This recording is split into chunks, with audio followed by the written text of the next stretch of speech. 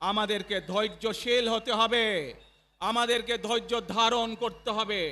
বিশেষ করে তরুণ প্রজন্মের যে সদস্যরা আছেন, আপনারাই আগামী দিন দেশকে নেতৃত্ব দেবেন, দেশকে গড়ে তুলবেন।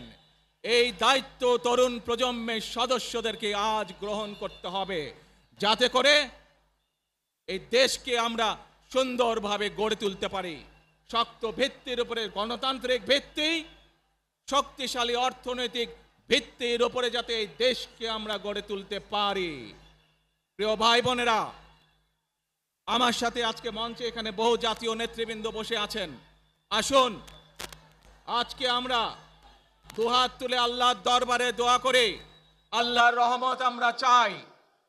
যে সকল জাতীয় নেতৃবৃন্দ এই মঞ্চে আছেন, মঞ্চের বাইরে যে সকল জাতীয় আরো নেতৃবৃন্দ আছেন, আমরা সকলে মিলে এই দেশকে নেতৃত্ব দিয়ে আমাদের বাংলাদেশের জনগণের প্রত্যাশিত সেই বাংলাদেশকে আমরা গড়ে তুলতে চাই।